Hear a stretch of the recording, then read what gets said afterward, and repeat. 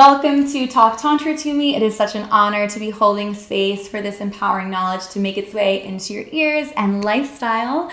Today I have Isabella. She is a professional dancer, author, and she is also founder of the nonprofit She is Powerful, which supports and empowers survivors of sexual abuse and trafficking. So really big topics we're going to be jumping into today. Super excited to have Isabella here. Thank you so much. Thank you so much for having me here today.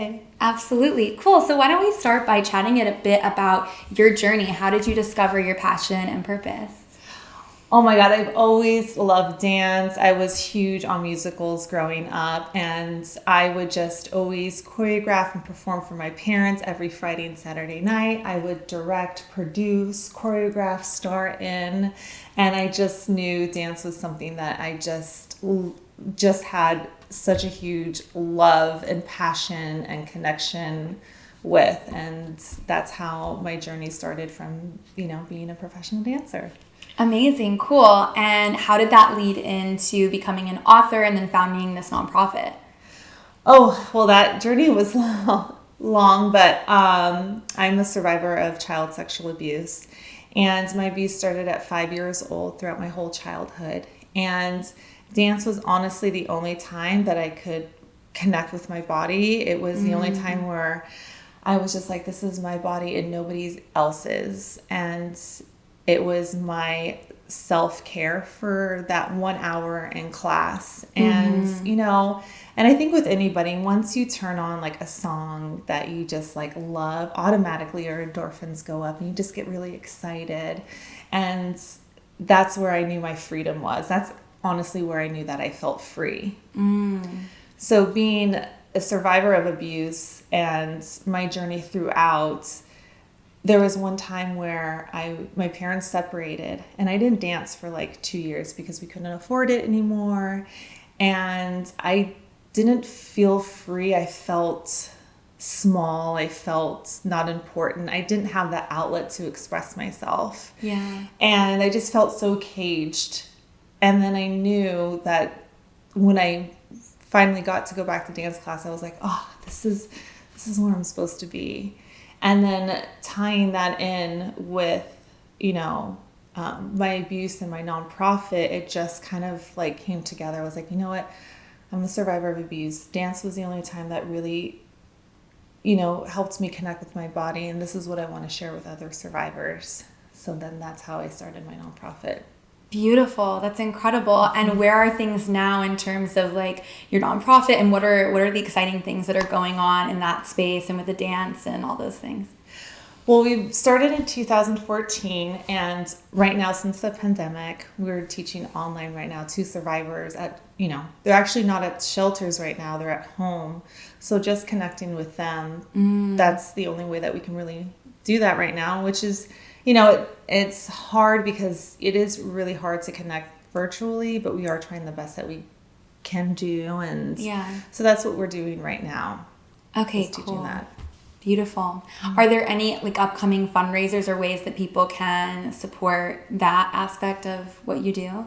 Well, we just had a fundraiser not too long ago. So I think the only thing right now is just through donations. We have merchandise that we sell as well. And we do a free online class once a month for survivors. If anybody wants to join or donate, they're more than welcome to. Okay, cool. Sweet. And I'd love to get back into chatting a bit more about how movement can be this medicine, this outlet for healing. Would you like to expand more on what that looks like for you individually and maybe what you've seen, across the people that you work with? Oh my God, absolutely.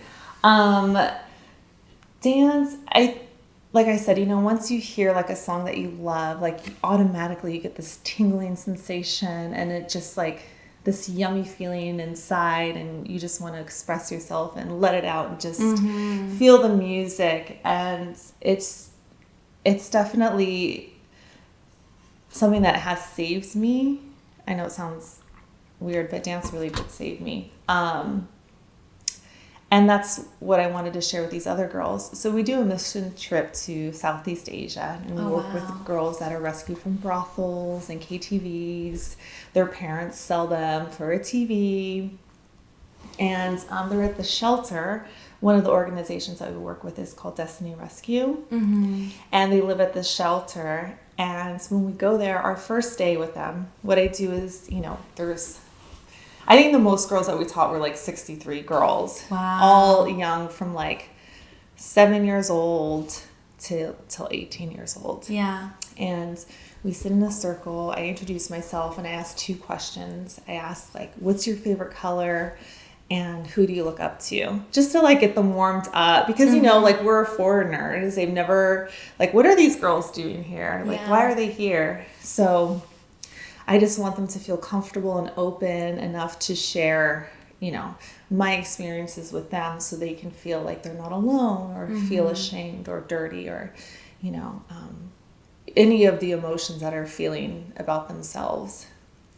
So once I do that, I have everybody like have their legs out in a circle, and I have them touch their toes and appreciate their toes, their feet, their legs, their stomach, and every single part of their body, because I want them to know that this is their body, this is their temple, this is theirs. It's nobody's allowed to touch them.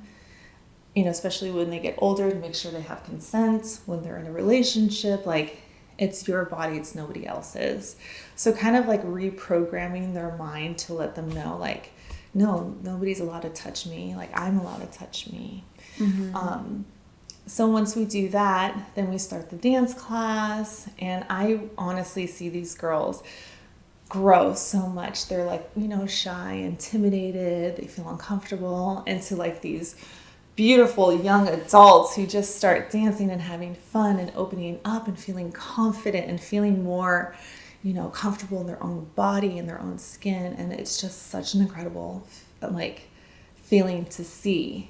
And once I start sharing my story about my abuse, they're like, wait, that happened to you? I'm like, yeah, it did. They're like, but it happened to me. And they start opening up, and we do like one-on-one sessions with a translator, because it is Southeast Asia, so they don't really speak that well of English, and they want to start opening up. And I think once you start to open up and connect, I feel like that's like a jump start to their journey to healing. Yeah.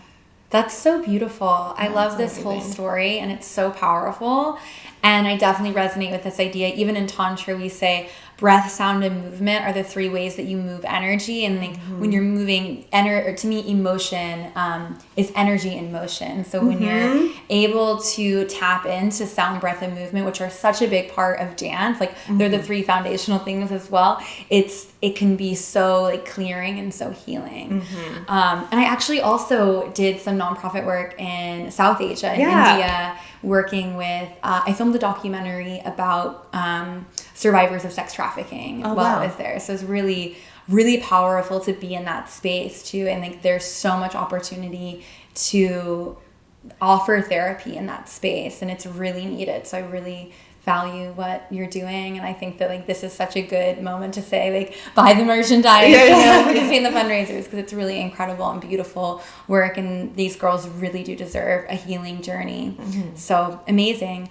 Moving from this, I'd love to jump into like what are some resources, or like what would you tell someone that feels like they might have had a sexual assault, sexual trauma, abuse, or like even like a non-consensual experience that they're confused about? I think with like childhood, or just with like in general? Let's start with childhood, because I feel like that's where we're at. But I mean, yeah, let's start there. I think we're starting to talk about this more. The parents really need to educate themselves about like abuse and good touch, bad touch. We don't talk to our kids about that, especially back then with my parents. They never talked about, what is allowed if somebody was to touch you, or, oh, this is our little secret. And I feel like talking to your kids, what I've learned in parenting, for parents that are survivors, how to talk to your kids, or just in general. I think every parent should listen to this, and they're free online. When your child starts to say like, mom, dad, ear, eyes, then you talk to them the proper way of vagina, penis, like, Yeah. you know, nobody's supposed to touch you here, and be very firm with your kids and, you know, talk to them about it. Don't be ashamed to talk to your kids or embarrassed about that. Like, Yeah, it's a reflection, why? like they're embarrassed. Yeah. And so that's an invitation to do your own healing work around your body. If you have a problem talking to someone else about your part, like there's a thread here. And that's how it perpetuates. That's how we see like this go down an ancestral line as well. Yeah, because then, you know, as kids, we don't know. So if somebody touches us there and they say, oh, it's our little secret, you know, as a little kid, you're like, oh, wait, it's a secret? Oh my God. Yeah. You know, even if it makes you feel uncomfortable, they glamorize it or, you know, make you feel special because, you know, your parents didn't teach you about boundaries and, like I said, the good touch, bad touch. So, I mean, I didn't even realize I was abused until I was older and I started talking to people more and really educating myself about it. That's when I knew, like, oh my God, this happened to me. Or I would have flashbacks, PTSD, and I was acting out as, you know, a teenager and just being really rebellious. And my parents were like, oh, she's just a problem. But really, you know, when I told my parents about the abuse, they didn't do anything. So when they didn't do anything, I just started acting out in different ways. Yeah. So I think really, you know, if you don't talk to your kids about this, if their behavioral changes, I think you really need to be like, you know, my daughter or my son, you know, they're acting a little different, something, you know, strange, or the things that they would do normally, they're doing it differently. I think really like sitting down and starting to talk to them about, like, you know, having that open conversation with that and not making them feel bad about what happened if something did happen, you know, just really having that open conversation with them. Yeah, absolutely. And how did that shift for you? Like, when did you feel like you started to begin to like accept what happened and get the support that you needed? Like, what can people do in that situation? I didn't get support until I was way older. Through friends, I started to get support from talking to other women through like women empowerment organizations. When I started talking to them, I really felt their support, therapy, Reiki, meditation, like all of that. I just think is something that you can support yourself in, starting to open up and start talking to people about it. Beautiful. And how does this play out in dynamics as you start to like relate and get into relationships, like further romantic or sexual relationships as a survivor? Like what can that look like, or how does that manifest? Oh my God. It manifests really bad in the beginning. It's not good. I've been in a ton of unhealthy relationships. And another thing that I did leave out that I did write about was my cousin started grooming me at 12 years old and I started stripping at 16. Wow. So she was taking all of my money and essentially she was trafficking me and she was my pimp. So having that relationship with her, because my parents weren't there for me or showing me any affection or love, like she was the only person that was showing me this love, and which made me feel like, okay, well, she loves me. She's not going to put me in a bad position with anything. You know, it's just a strip club, and, you know, I started making a lot of money and she started taking my money. So my relationship with men was really just not a good one, because you're forced to talk to older men at being 16 and I'm a junior in high school. You know, trying to convince them to get a lap dance from me or like talk to them. It was just like, so I had to grow up really fast. Yeah. And know what men, you know, like understanding what they want and kind of reading them. And, you know, so when I was at the club, like I would see all these men, you know, around the stage. I'm like, okay, he wants to dance with me, not him. He feel, you know, like, so it's just like I could start reading these men out, just, you know, it's just crazy. And so definitely a lot of unhealthy relationships. And I was ashamed to tell them what happened to me and, you know, what I went through, because you didn't talk about it. And so it was really hard now that I'm older and have gone through therapy and do Reiki and, now I'm with an amazing partner, a woman, and she understands me. She actually co-wrote my book with me. Oh, wow. So she took this class actually about when you are with somebody who is abused. I think it's a book called Ghosts in the Bedroom. She read that one. And oh my God, my stomach is growling. We have snacks after. You're probably here.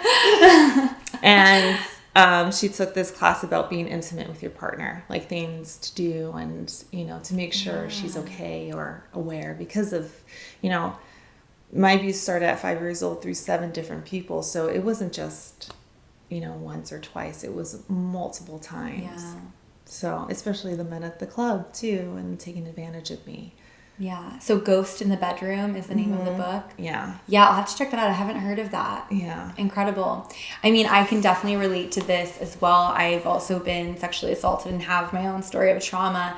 And it can sneak up on you, like things that I felt like I healed from already. I'll be we'll be trying some new position or something sexually, whatever it is, and I'll have a flashback or something, and it can be really difficult for partners, I feel like, to understand, because suddenly, depending on what your trauma response is, you're shutting down potentially, you're flighting, you're leaving, there might be tensing in the body, there's so many things that can happen, and it can feel to the partner as what did I do? Oh my God, this is my fault. And it's I think just not taking it personally is such a big part of that. And being the sanctuary, and I'm really grateful as well to have someone and to have had, several relationships that I've been able to slowly speak about these things to them and heal, from, because I feel there's also such a story of victim blaming and even I know it's not my fault, but I still am terrified to tell you, it's really complex for sure. So,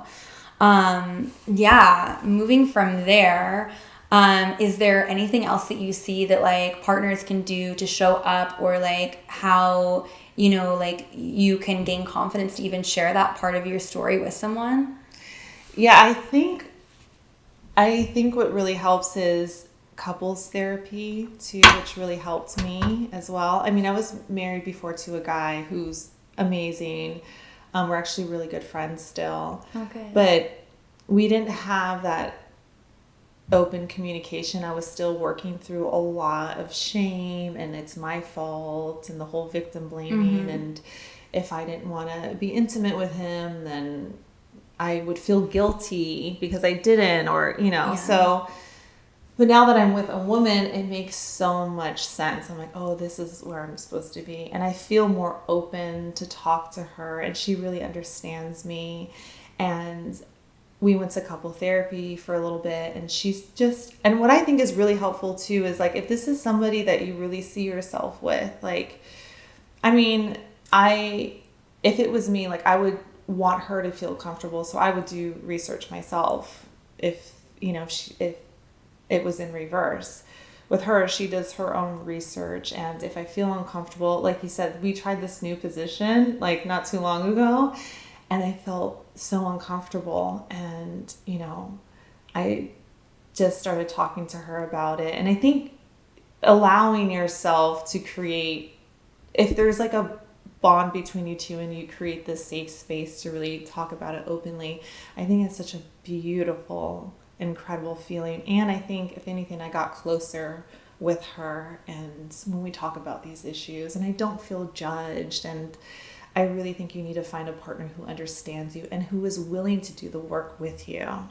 Yeah, absolutely. I think that that's such an important piece. And even talking about the couples therapy, or I feel like there's a lot of fear, especially at the beginnings of relationships, to bring up these sorts of elements. And it can be difficult because you're oh, I don't want to come off as, being, too much, or being this thing that they have to do, and this fixing thing, which is, yeah, it's super hard. But here's the thing, the right person is going to want to work through these things with you. And if someone is feeling resistance in that way, just let them go. it can feel really tough, and like I don't want to make it seem like it's easier said than done, but it's like the only way to move forward, because they're honestly giving you a gift of saying, okay, like this person obviously isn't emotionally mature enough to like handle this sort of situation. I don't know if you have anything to speak into on that. Like, what do you do if your partner just like isn't willing to like make the shifts? If they're not willing to make the shifts, I don't think it's a good relationship. I think it's a toxic relationship. I was in a toxic relationship before my girlfriend, and with another woman who, it was a lot of gaslighting. Yeah. And I didn't understand what gaslighting was. And I saw the patterns of like my childhood and how I was gaslighted like growing up. And I was just like, whoa, there's something. And I think as women, or just in general, we're very, we can feel things. Our intuition is always on point. We just really have to trust that. And I would meditate, and I'd just be like, you know what, this is a really unhealthy relationship. Best decision I did was just leave and like completely like shut her out, because it was a toxic relationship. I think as survivors, you know, we tend to want to be drawn to the toxic relationships. And for me, I've always been a person where I'm always in one foot and out the other. Like I'm never, same. because you can't trust the relationship. You don't feel comfortable, even though like, you know, my ex, you know, I did have great relationships. I was never 2 feet in because I was always afraid. And this is the first relationship where I'm like, I'm 2 feet in. I want to make this work. And being with somebody who is willing to do the work and not make you feel bad at all, or guilty or shameful. You know, if you notice the red flags right away, I don't think you need to question them. I think you need to like, you know, cut that relationship and know your worthiness too, because I think we hold on to worthiness, and know that you deserve something better. Yeah, absolutely. Like you're giving them the gift of knowing yourself and the world on a deeper level. And like not everyone's ready to receive that gift, and that's okay, you know? I think it can be especially challenging if you don't have like another support system too. Like I know I've been in those spaces where my relationship felt like my deepest like connection, like emotionally, even though it like obviously wasn't, because I didn't feel safe to like work through these things. And in that case, like I feel like there are lots of other resources. Like obviously if you have friends or family that you can lean on like through that transition, that's great and amazing, but some people don't. And I mean, I don't know if you know of any resources that are good for people that are kind of struggling and they don't feel like they have someone to like help them with that. Can you think of anything? Yes, support groups. There's a lot of support groups, you know, out here in LA as well. Treasures is a support group for, you know, sex workers, strippers, survivors of sexual abuse and sex trafficking. I think meeting other people who are like you don't feel like you're alone. And, you know, you feel it's this safe space with them to openly talk about what you've been through, not feel judged. And I think the one thing that I hate was feeling judged or feeling pity, like, oh my God, this happened, like that. Yeah. Oh, I hate that, because then it makes me feel, I don't know if you can relate, it makes me feel like I'm less than, I guess, or I'm not a survivor. I'm just this wounded person who didn't make, you know, didn't come out of it. I don't know. It just makes me feel really small. And, you know, especially like looking for a good therapist, because I know sometimes therapy, like you have to have that build this relationship with your therapist. It's not like, oh, this, you know, right when you meet this therapist, they're supposed to help you right away. I think it's also building a relationship with them. But I do believe group therapy, you know, and I can send you a few if you want to post. Yeah, I'll put them in the link below with the show notes. Yeah, there was actually one today. There was like a group therapy with Sisters of the Streets. Okay. So there are a lot of resources out there, and on Eventbrite, there's actually a lot of free resources there also, that if you just like type in what you're looking for, there's a ton which, you know, I just found out during the pandemic. Really? On Eventbrite?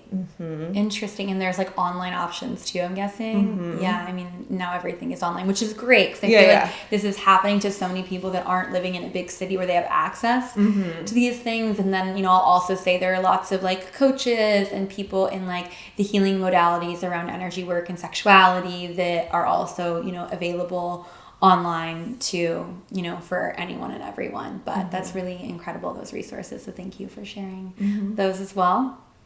I'm going to kind of move into wrapping up with some last questions. Is there anything else that you'd like to add on these subjects so specifically before I begin to close this out?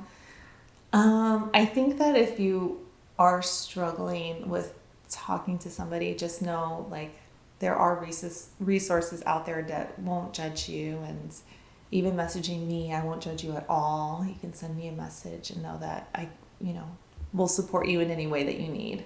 Yeah. So you don't feel like you're alone, because I felt alone for so long. Yeah, I think that that's a really good thing to point out, that like both of us have experienced different stories of trauma and abuse, and like coming back to that feeling of like feeling talked down to, or like just having someone that doesn't get it. Like I feel like this pain that I went through 100% got me to where I am today. And it's like made me a more powerful person because of it. It's made me more relatable to the people that I work with. I went on this whole healing journey. So now I have the, you know, resources and tools to do that. And you have that too, you know? And so I think that like anyone listening that feels like they're on this path as well and they'd like to go a little bit deeper, feel free to reach out to one or both of us. And, you know, that being said, how can people find or support you or follow you? You can find me at Bella's Pink Machete, my Instagram. I tried to change it, but I can't because I got it a long time ago, that name. Bella's Pink Machete, right? Yes. I'll also put it in the show notes. Yeah. Also, my nonprofit, she is _powerful, or info@sheispowerful.org, or email me at isabella@sheispowerful.org. And all of, like, even my team, they're amazing. You have any questions, they're like on it, and they'll help you out as much as they can as well. Cool. We didn't talk about your book at all. Do you want to touch on that? Oh yeah, yeah. So my memoir is called Natasha's Not My Name. It's about my abuse, my journey from being a survivor into stripping, and how my cousin groomed me, and, you know, about the club and what went on in the club with the men and, you know, the girls that I worked with, and how I came out of the whole strip club. I was there for 10 years. So started at 16. I was a junior and senior in high school. I honestly don't know how I did it. I talk about suicide. I try to commit suicide twice, drugs. And it's crazy because when this happened at 16 years old, when my first day that my cousin dropped me off and she was just like, here, now you got to go work. I literally turned 16. And I was sitting in this like garage looking like dressing room, and all the girls were mean to me, and I was sitting down, and there was like this cracked mirror that was beside me, and the floor was cement. It was really cold, and I just thought to myself, I took like a deep breath, and I was like, there's a purpose bigger than me. I don't know what it is, but I'm supposed to be here. Wow. I don't know what it is. I got the chills. Me too. I always get the chills when I talk about it. I felt it.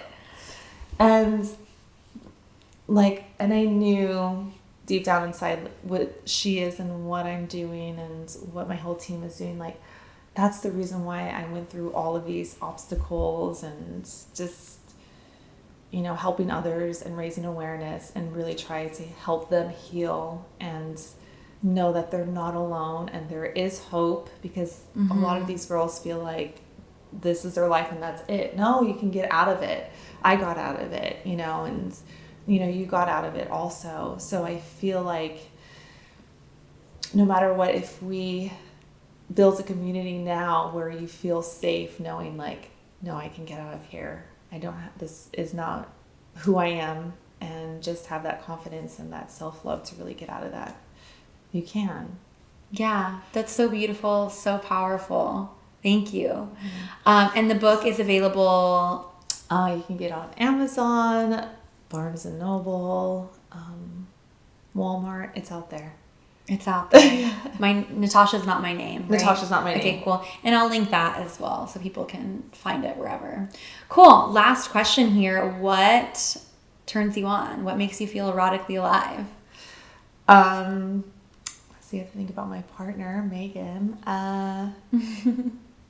What turns me on is being, I don't know. Oh my God, what is why am I blanking right now? I just think me and her being alone and feeling safe and creating this like safe space with her, and just, I don't know, kissing. And I'm boring. I just like the regular stuff. Yeah, I mean, intimacy in general is what it sounds like, just feeling connected and safe. Yeah. Like, what does like feeling safe look like or feel like too? I feel like that's such a powerful question, especially for, I mean, it's, from my opinion, like everyone on earth has some form of like sexual trauma, whether it's like physical abuse or just being like non-consensually like yelled at on the street, you know, or like, you know, taking in the conditioning of the church and then like not being able to, you know, like, you know, it shows up in so many different ways and in varying intensity. So to me, like, you know, it can be very difficult to feel safe sexually. Yeah. And what does that look like or mean for you? Oh, listen, that's been a huge struggle. I think what makes me feel safe, and this, when you were talking, I thought about it, is I never could look at, like, my past relationships, I could never look at them in the eyes when I was having sex with them. I couldn't, like, I felt weird. I felt like, no, I don't want to look at you right now. But with her, like, you know, when we're making love and being intimate, like, I look at her in her eyes and I just feel this instant connection. It just really turns me on, and I feel so connected. I feel so safe, and it just, that really turns me on. And like, I don't know, I can just feel like one with her. Yeah. And that is incredible to me. I definitely resonate with that. Like, I've also had difficulty, like, really seeing. It's like and scary.